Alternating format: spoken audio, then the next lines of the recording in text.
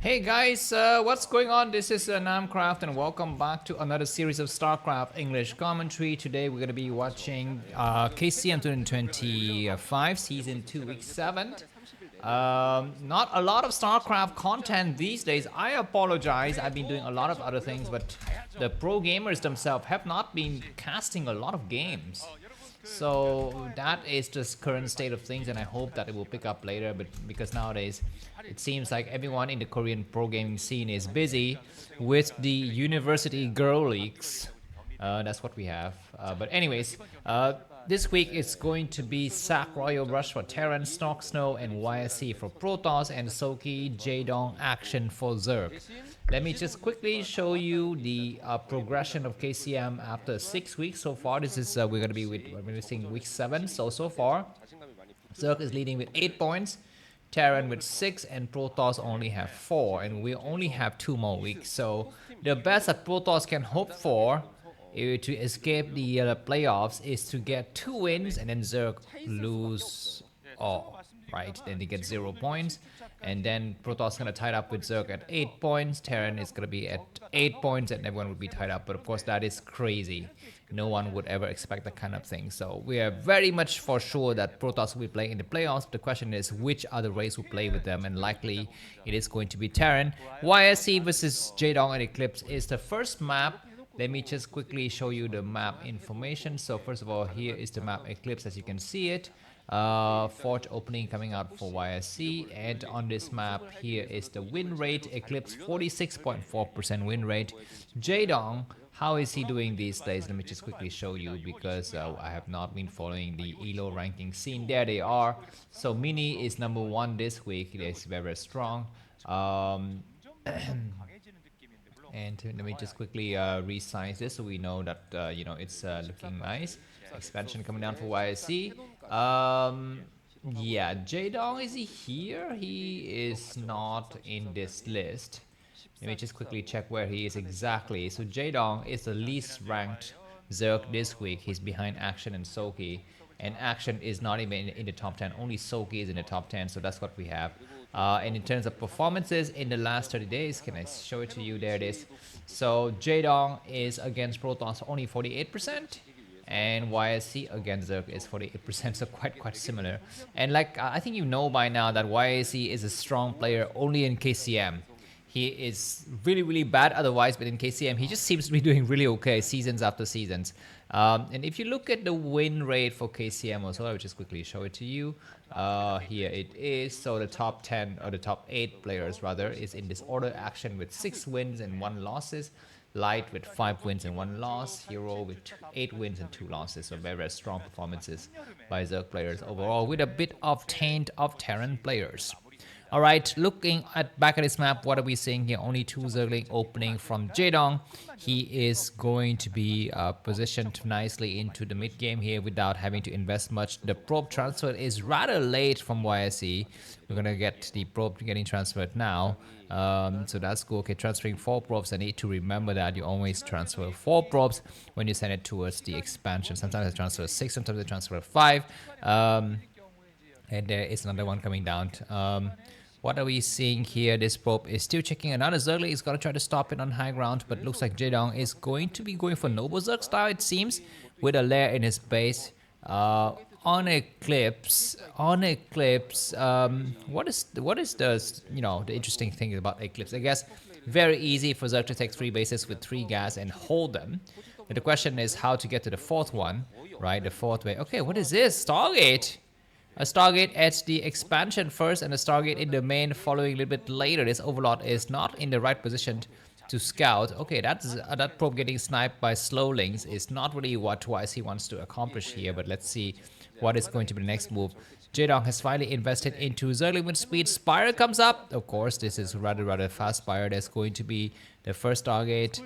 Excuse me, the +1 weapons for the for the air forces. 2 zealots are moving out. He is just clearing out the area here. Nothing that is interesting to see. Overlord hiding at the 1 o'clock position. More drones getting transferred, and I think during this time we're just going to be waiting patiently. Alright, this Zergling, if it goes a little bit further, it will see that Stargate. But look at this, guys. He is making only 1 Stargate. So this is like a double cheese here.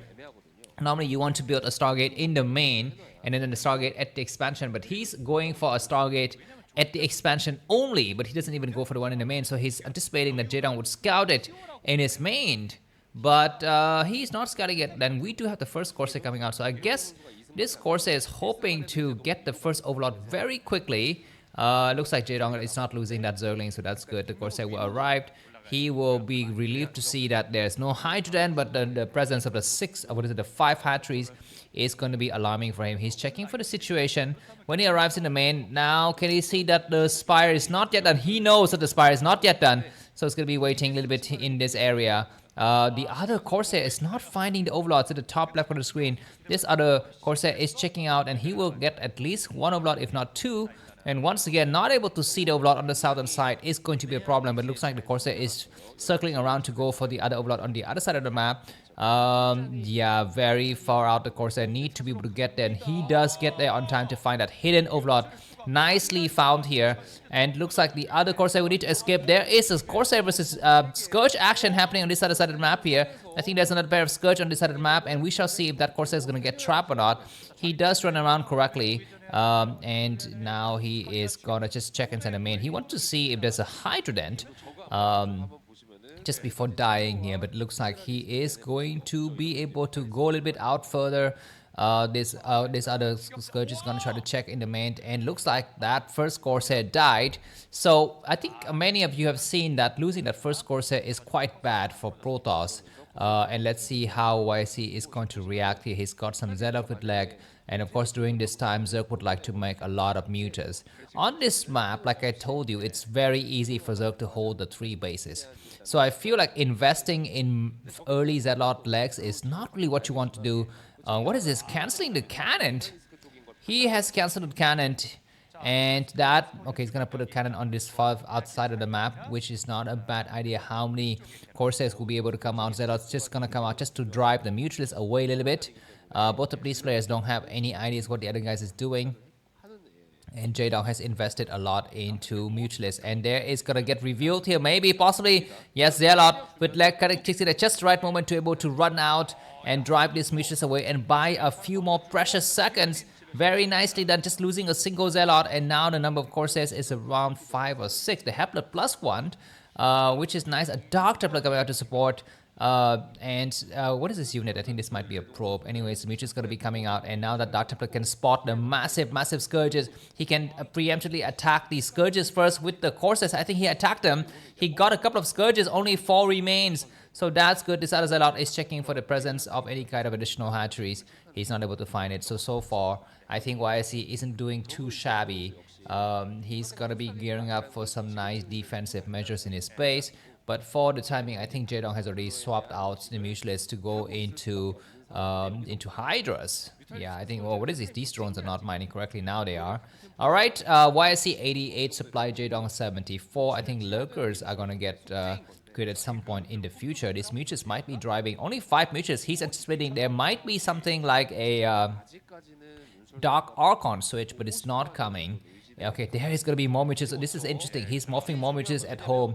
He is hoping that the enemy would go for Dark Archon, and he would waste the Dark Archon on the first group of 5 Mutas.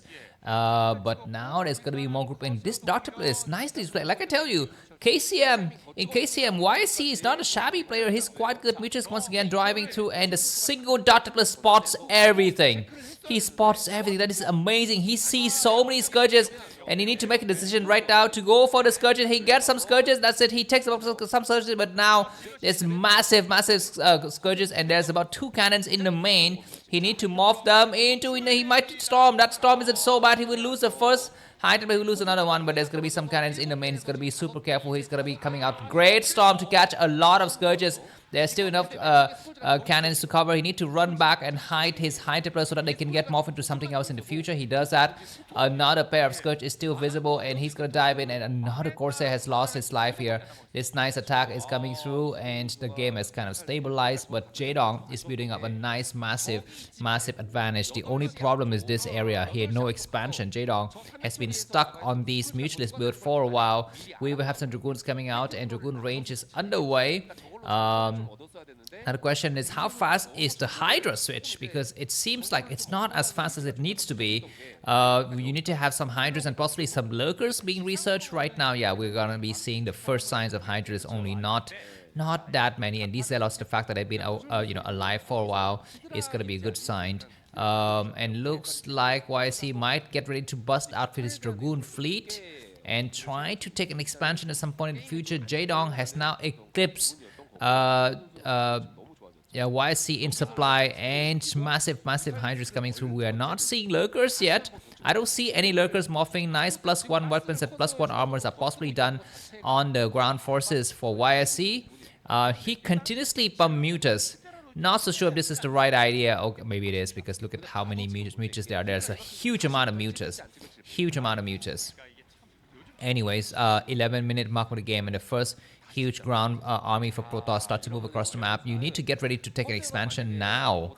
I think it's going to be better. Dr. once again spotting these movements of troops, and the Corsairs are not in the right position. They need to come in through. They need to keep his high plus protected at all costs. There is a small expansion coming up, more gateways, more pylon coming through, and the Corsairs is going to have to front here. Nice attack. He gets how many high templars? He's not able to get any. The Mutilus is going to come in to snipe something. They go all the way in the main. Nice preemptive storm. He loses all of the Mutilus, but all of the high templars have been nullified. So that is going to be a problem here. There's a small amount of Hydras or maybe Zerglings on this other side of the map. Not so sure exactly. They will come in as the moment they see the Mutilus spotted. The Corsairs numbering around 4 is going to be a problem. A single Dart Templar buying some time. Looks like a single Overlord will spot this. So YC, we need to return. He does get his forces in position to actually support it. YC is so smart. He's not as shabby as I thought. But anyways, now he have to defend correctly here against massive high templars, and he doesn't have the support of Hydras, and he doesn't have support of the high templars. He's got a few high templars. They don't have enough energy. They can't possibly cast a storm. They're waiting to cast a storm. They're coming out here. Then Hydras gets on the high ground. He does a great storm. There might be some Lurkers morphing massive forces. There's gonna be a great. What an amazing dodge from Jaedong. Amazing maneuver, and now the Zealots have been largely thinned out. He's gonna come out with more Zealots from the backside. He need to go for the Overlords on the right side, man. Forget about these back Overlords. He goes for them anyway, and looks like ground forces is just enough to hold, but there's a massive attack from the other side. He gets these Hydras, and he saves most of his Dragoons. Reinforcement comes through.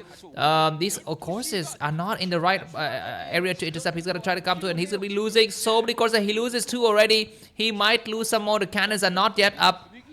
And now we're going to be having Hydras trying to attack against a new base. There's a single cannon.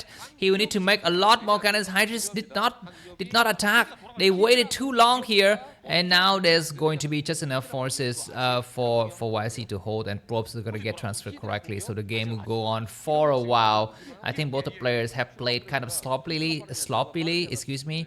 But yeah, let's see. Anyways, YSC is gonna be able to support that with his 3 guys, and he's gonna come out here. There might be a storm. He attacks some Hydras. He loses the Dragoons in the process, but not a bad idea. The 4th base has been saturated. The 5th base is coming up. Let's see if YC is gonna be able to take it there. Yeah, I think we had some crazy series of KCM last week, also an Eclipse. I'm not so sure exactly which games it was. Let me just check my game database there. Last week on Eclipse, we had Light versus Soki, and we had Action versus Mini. That's right, that game that I called mediocre, but everyone loved it. Anyways, looks like there's going to be another attack in the middle here. There's +2 armors and +1 weapons. The Hydras only have +1. The Corsairs have to pull back now. They see the Hydras. So yeah, that is going to be the end of this. And looks like YSC, we need to make a decision right now. Okay, switch back into Mutas. 8 Mutas is a sizable amount here. 2 High Templars only. There's more in the back. He's gonna need to come out. Oh my god, the Corsairs are not in the right area to intercept another High Templars from the back. It's gonna get destroyed. Nice storm, maybe not. Most of the Mutas are bruised, but they're not yet destroyed. They're not yet destroyed, and that is going to be a problem. Those Dr. Players need to start to move around and try to find some angles of opening here. Looks like there's going to be a huge amount of forces waiting in this area. They might dive in to try to snipe some cannons. They're coming in. YSC is out of position. The Mutas will try to take the cannons down first, and then the Hydras will get on high ground and then morph into Lurker X possibly. No, it looks like the last minute there is it just enough, and there's going to be Hydras moving through here. Where the High Templar is, this High Templar right here. He needs to cast a storm. What is he doing? Come on! Come on, man. That was easy peasy. Just press S or T or whatever is a short key for high temperatures, for storms anyways. Yeah, these Hydra's gonna get pushed back. So Jaedong is also not so crisp with his control either. This is why you know, YC is able to survive for such a long time. But anyways, he's going to be facing against the high ground. Keep in mind that YSE is on 3 bases, whereas Jaedong is coming up to 4. There's going to be a storm once again. This high temperatures cast a good storm, not bad. And now each of them will have 3 storms maximum because energy upgrade has completed. So that's good, and he's going to be able to plow through them here. Looks like Jaedong is losing a lot of forces needlessly.